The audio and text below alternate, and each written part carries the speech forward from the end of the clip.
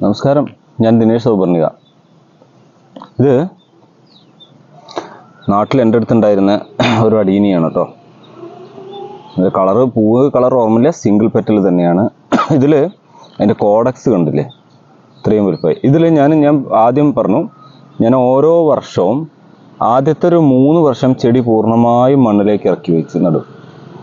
അതുകൊണ്ടാണ് കൊമ്പ് കുത്തിപ്പിടിപ്പിച്ചതാണോ എന്ന് പലപ്പോഴും ചോദിക്കുന്നത്. അപ്പോൾ ഏകദേശം ഈ ഇതുവരെ ഈ വിരൽ കാണിച്ച ഈ പിടിച്ച ഭാഗം വരെ മണ്ണിൻ്റെ അടിയിലായിരുന്നു, അത് ബാഗിലായിരുന്നു. പിന്നെ അത് ഓരോരോ 3 വർഷം കഴിഞ്ഞപ്പോൾ ഇത് ഏകദേശം ഒരു 6-7 വർഷത്തിൻ്റെ മേലെ പ്രായമുള്ള ചെടിയാണ്. അത് പിന്നെ കുറച്ച് പൊന്തിച്ച് വെച്ചു. അങ്ങനെ കുറച്ച് പൊന്തിച്ച് അങ്ങനെ ഓരോ തവണയും ഓരോരോ, പിന്നെ 2 വർഷം കൂടുമ്പോൾ ഒക്കെ വേണമെങ്കിൽ നമുക്കത് പൊന്തിക്കാം. അങ്ങനെ വന്നപ്പോൾ ഇപ്പോൾ ഇവിടെ വരെ മണ്ണുണ്ടായിരുന്നുള്ളൂ. ഈ താഴെ ഭാഗം, ഈ വിരൽ വെച്ച ഇത്രയും സ്ഥലം വരെ മണ്ണുണ്ട്. ബാക്കി ഭാഗം വണ്ണം വെച്ചു. അപ്പോൾ നമുക്ക് ഈ ഭാഗം വണ്ണം വെച്ച് കിട്ടി. എൻ്റെ അനുഭവമാണ് കേട്ടോ, എല്ലാവരും അങ്ങനെ ചെയ്യണമെന്ന് ഒരിക്കലും ഞാൻ പറയില്ല. ഞാനിങ്ങനെ താഴ്ത്തി വെച്ചു, പിന്നെ കുറച്ച് പൊന്തിക്കുകയാണ് ഓരോ വർഷവും, അത് ഈ മണ്ണൊന്നും കളയാതെ. അപ്പോൾ ഇതിൻ്റെ പറ്റുവേരുകളും മറ്റു ഭാഗങ്ങളൊക്കെ ഉള്ളത് ഇവിടെ. അപ്പോൾ എനിക്ക് മുറിച്ച് കളയണ്ടല്ലോ, ഇത്രയും കോഡക്സ് കാണും ചെയ്തു. ഇനി ഇത് ഞാനൊരു ബോൺസായി ചട്ടിയിലേക്ക് വെച്ച് സെറ്റ് ചെയ്ത് കഴിഞ്ഞാൽ നല്ല ഭംഗിയായിരിക്കും. അപ്പോൾ ഇവിടെയുള്ള വലിയ ചെടികളെല്ലാം പറിച്ചെടുക്കുമ്പോൾ നല്ല കടവണ്ണുള്ളത് ആണ് കിട്ടുക. അപ്പോൾ അത് അത്രയും പഴക്കമുള്ളത് കൊണ്ട് പിന്നെ അത് പൊന്തിച്ച് വെക്കാം. അപ്പോൾ ആദ്യം വെക്കുമ്പോൾ കുറച്ച് താത്തി വെക്കാൻ ഞാൻ പറയണം കേട്ടോ. അത് ഓരോരുത്തരും, ചില ആളുകൾക്ക് നല്ല ഇങ്ങനെ ഉയരത്തിൽ വെച്ചിട്ടാവും നല്ല വളർച്ച കിട്ടുക. അത് നിങ്ങളുടെ സൗകര്യം പോലെ ചെയ്യാം. അപ്പോൾ ഇത്രയും വേരുപടലങ്ങൾ നന്നാവാനും ഇത് ദൃഢമാവാനും പോട്ട് ചെയ്യുന്ന സമയത്ത് തന്നെ അത്യാവശ്യം എല്ലുപൊടി കൊടുത്താൽ ഉപകാരപ്പെടും.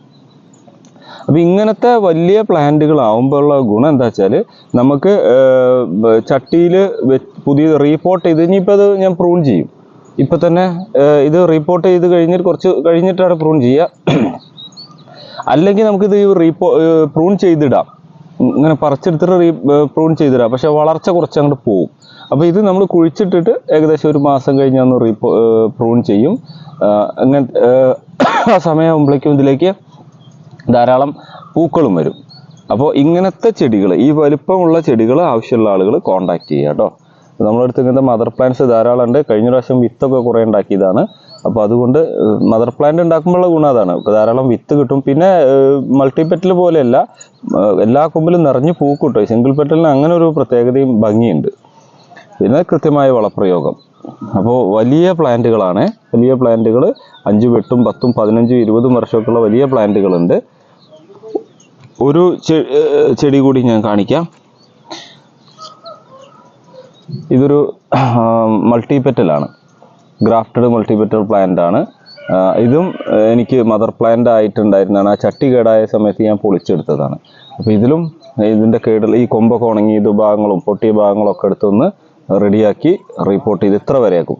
ഈ സമയത്ത് ഇത് റീപോർട്ട് ചെയ്യുന്ന സമയത്ത്, ഞാൻ നാളെ അതിൻ്റെ വീഡിയോ ചെയ്യാം, ഇത് റിപ്പോർട്ട് ചെയ്യുന്ന സമയത്ത് ഈ പറ്റുവേരുകൾ കളയാം. കാരണം ഈ ഭാഗം നമുക്ക് കാണാൻ വേണ്ടിയിട്ട് ഇവിടുത്തെ വേരുകൾ മാത്രം, അതായത് കൊടക്സിൻ്റെ ഉയരഭാഗത്ത് നിന്ന് വന്നിട്ടുള്ള വേരുകൾ നമുക്ക് കളയാം. ഈ വേരുകളൊന്നും കളയാതെ ഇതേപോലെ റിപ്പോർട്ട് ചെയ്യുകയാണ് ചെയ്യുന്നത് കേട്ടോ. അപ്പോൾ ആവശ്യമില്ലാതെ വേരുകൾ കട്ട് ചെയ്യണ്ട.